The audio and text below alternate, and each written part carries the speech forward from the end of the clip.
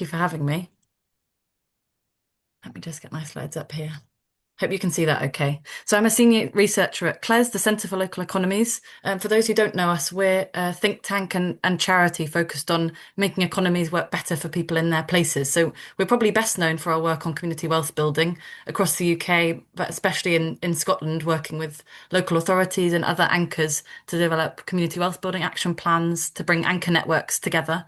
But we also do research on extraction, looking at profit extraction in different sectors. So we've been doing some work around care in a few regions in England, looking at profits and dividends and interest that's coming out of public services.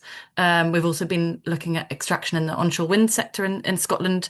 We're doing some research around municipal ownership of transport and energy across Scotland. So really focused on research and partnership working that can support more democratic economies. I've been at CLES since towards the end of last year, and I'm focused on a mixture of qualitative and quantitative research at CLES. So I work with local authorities to do spend analysis to understand where their spend goes, working to bring anchor networks together. And before I was at CLES, my background is working with social enterprises and charities to strengthen their sustainability and increase their social impact. And I also worked on a community wealth building project in North Edinburgh that was really focused on demonstrating and strengthening the role of community anchor organisations. So I want to talk today about what community wealth building is, give some examples of how the third sector is leading the way in practice on community wealth building, and consider what it all means from a human rights and equalities perspective. So community wealth building is often described as a people-centered approach to local economic development. And it's people-centered because it's about people having a stake in the economy because they own stuff in it, because they have democratic control of the economic activity. People-centered because it's about more people sharing in the benefits of economic activity, and because it's about making sure that local economies are more resilient and delivering more inclusive and sustainable outcomes for people and for places.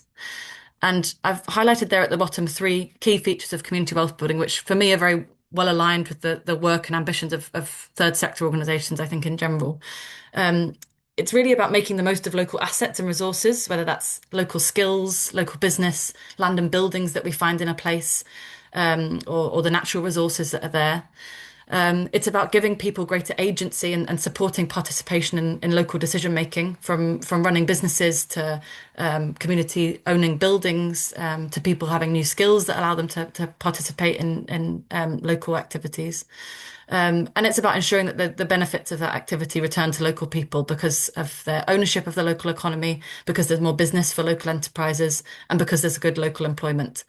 And these three fundamental aspects of community wealth building really represent a break with more traditional approaches to economic development. They're about rewiring our economies to be more inclusive. And the aim of that rewiring is to counter the wealth extraction that otherwise happens through things like distant shareholder ownership, through poor employment conditions, speculative property development, as a few examples. So community wealth building it tends to focus on the role of anchor institutions and historically large public sector institutions like councils, like the NHS, like universities and colleges, institutions that are rooted in place, that have significant spending power, that are large employers and control large areas of land and assets.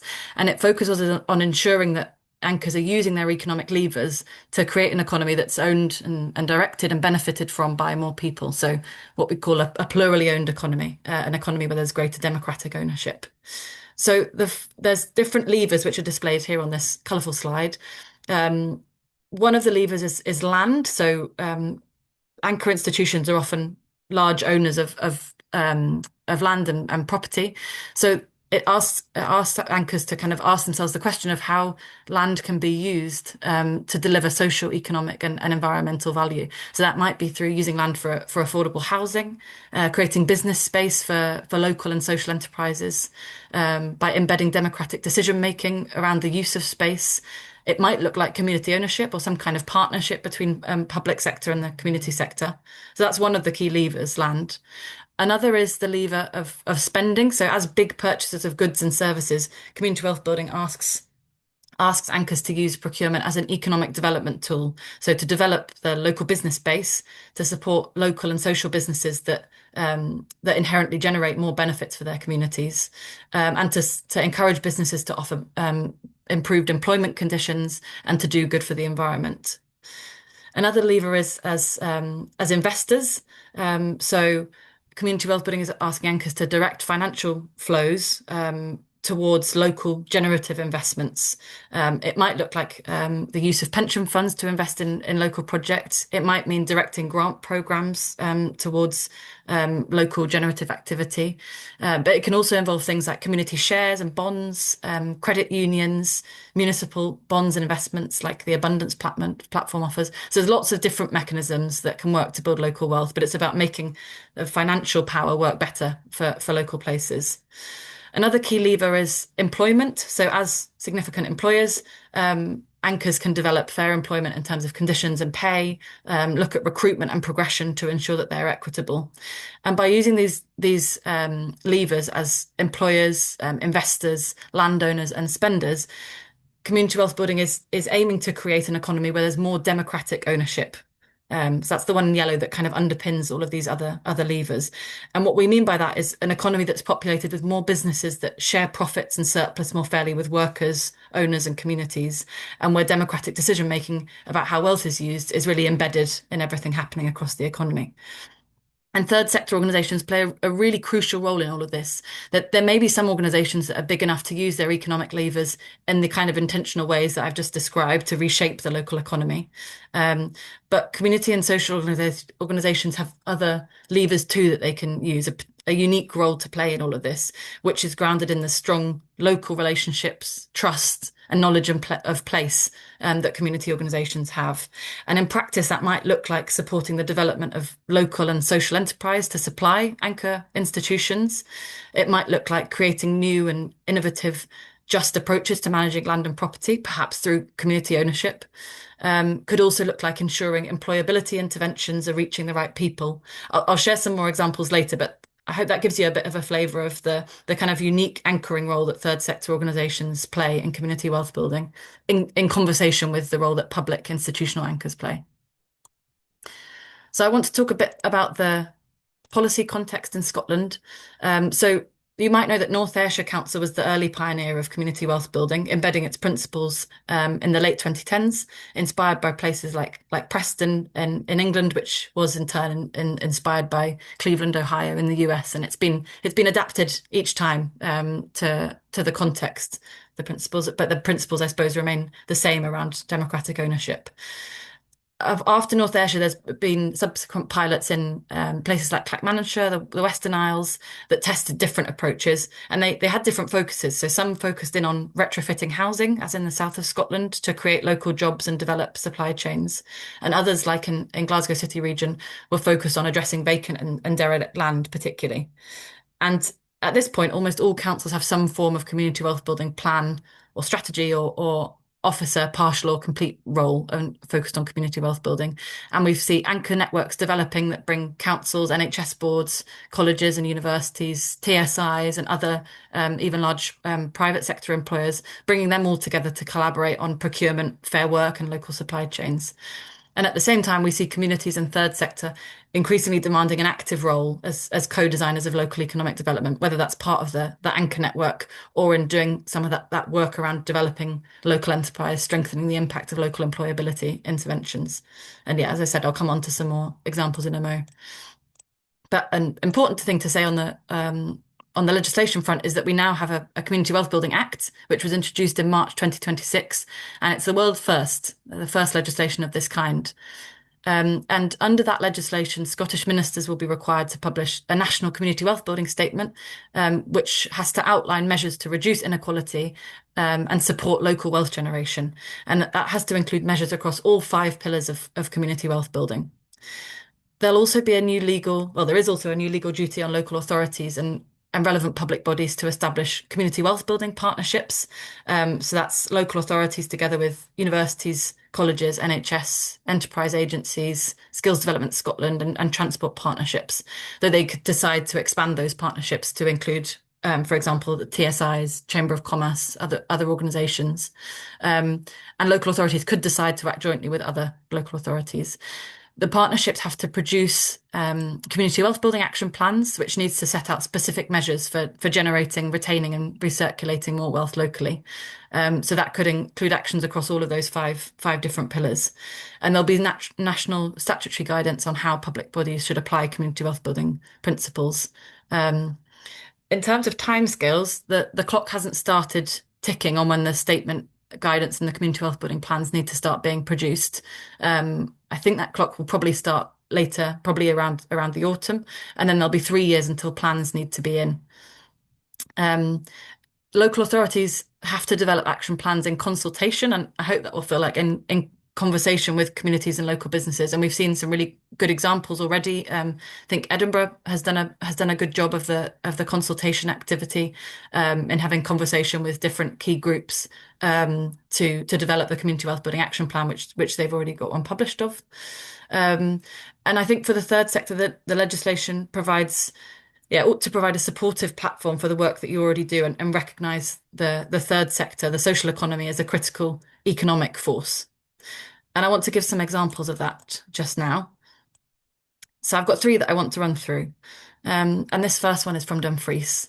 So, I mean, you might know that Scotland has one of the most concentrated patterns of land ownership in the Western world.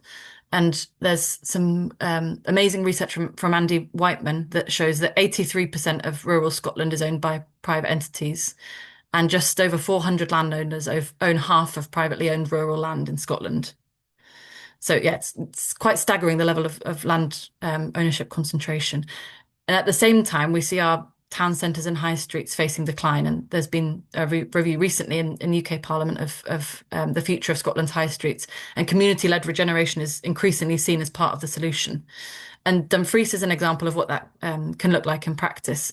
So the Stove Network, which is an arts and placemaking collective, took over a vacant shop unit in 2012 and ran a series of open conversations about what people wanted to see in the town centre, what they wanted it to feel like, and built relationships and legitimacy for the project through those conversations with local people.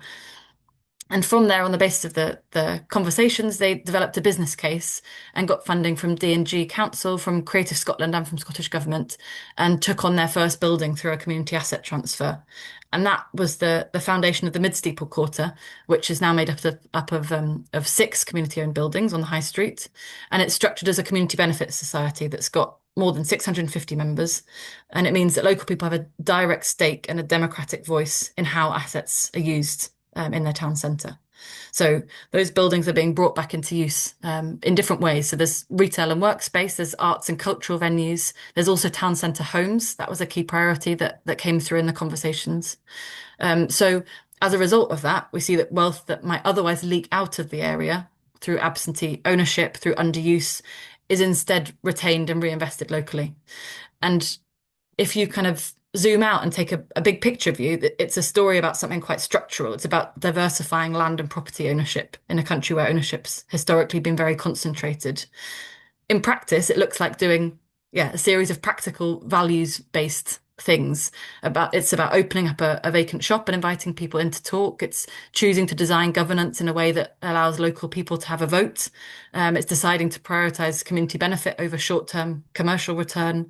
They also worked with local trades and contractors during refurbishment to ensure that the wealth generated through this project stayed in the local place and benefited local people. It's about offering affordable space to small and social businesses who might otherwise be priced out by commercial projects, and making space available for people to meet, to test out new ideas and collaborate on creative projects. So we get this big structural outcome of diversified ownership of land and assets, but it's the product of daily values-driven decisions about who gets to shape the town centre, who gets access to space, and who benefits from investment. So that's one example I wanted to share.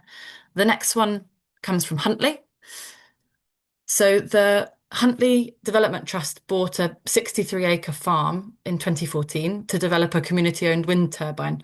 And that was financed through a mixture of government loans, through Social Investment Scotland investment and bank lending as well.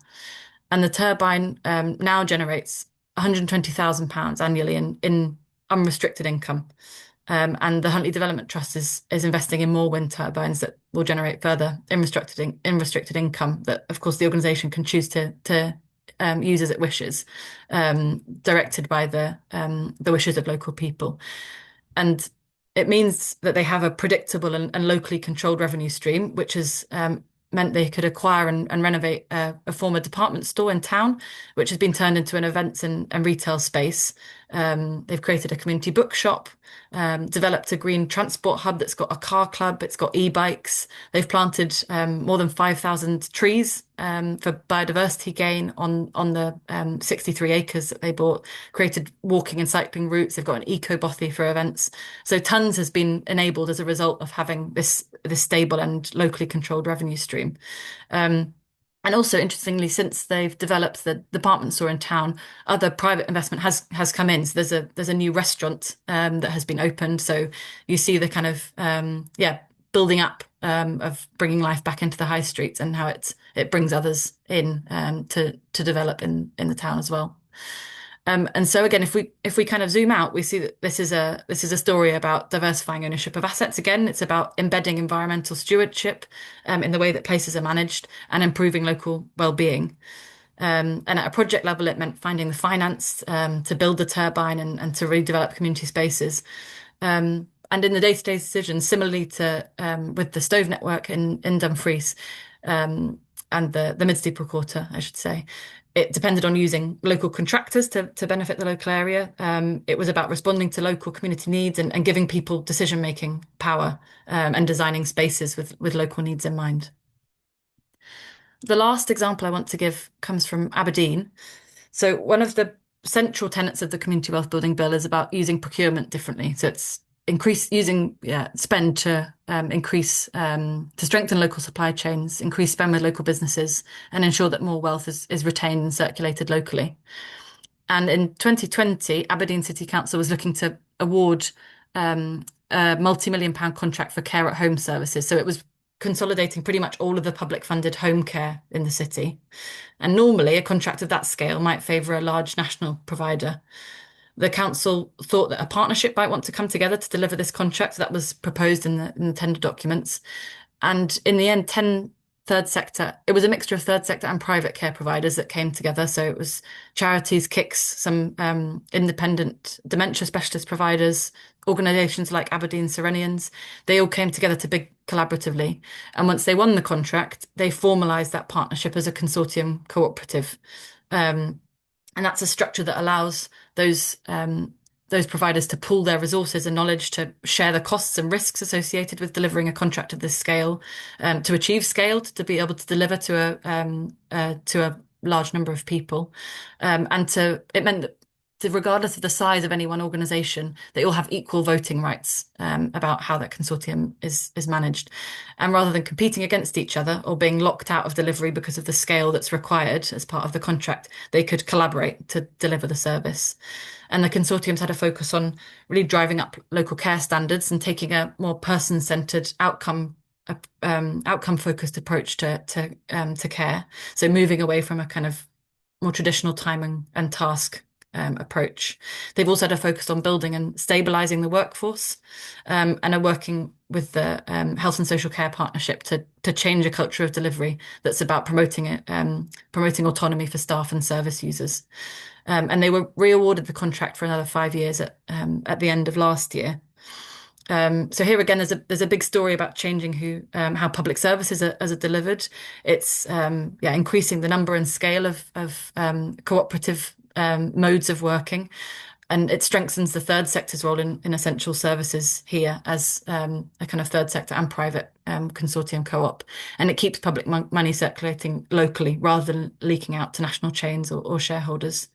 And again, that sort of structural shift rests on practical and difficult day-to-day decisions. That's about choosing partnership over competition, about recognising organisations' strengths and gaps, sharing staff expertise and infrastructure, doing the difficult things like coordinating rotas and standards and pay across all of the different organisations, and also putting person-centred care at the heart of what they're doing. So those are 3 examples that I hope can show some of the different ways in which third sector organisations are playing an absolutely crucial role in community wealth building. Lastly, I just wanted to offer some reflections on what I think community wealth building might mean for this network here.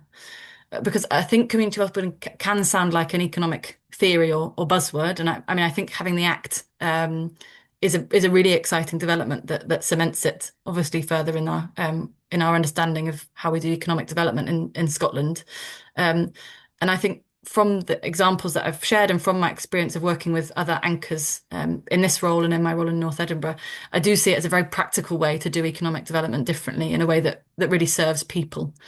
And if we want to talk about human rights and equalities, we have to talk about giving people control over their lives, over their spaces, and their local places.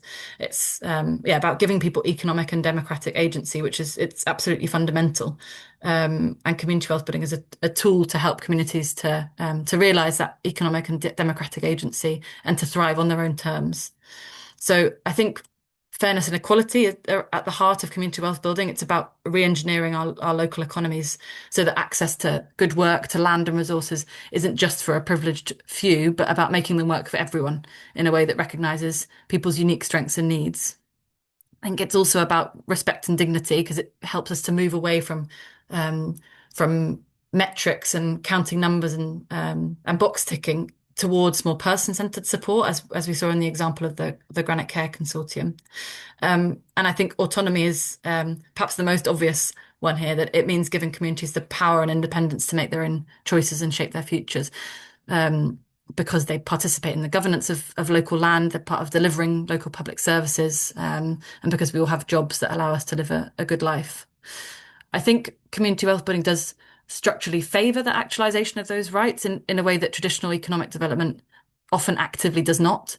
But it's not to say that it doesn't require work to deliver them, or that equality and respect occur naturally in places that say they're doing community wealth building. It does require, continuous attention to the barriers that people are facing to participation, to the power dynamics that shape our organisations and institutions, and yeah, to the safety that people feel to express themselves. So for me, and I think having come to community wealth building from a third sector background, this is a key part of the role that the third sector plays in drawing on those strong and trusting relationships and knowledge of people and place. And I think it's consistent with some practices or shifts that we see in the third sector too, um, from charity and the doing to towards solidarity and doing with. I think it's also a shift that we see, albeit slowly, in some funders from metrics towards person-centered and trauma-informed support that meets people where they are and moves away from predetermined narrow measures of success. Um, and yeah, it's very consistent with a practice of asset-based community development that's about trusting and building on communities' existing strengths. So yeah, it's about putting communities back in control. And I've always seen it as community development with a real political and economic edge, that's about shifting the balance of power between citizens and institutions by building democratic and economic agency. So that's me. Um, I'd be really interested to hear any questions or initial reflections that people have. So I'll stop sharing my screen so that we can hear from people.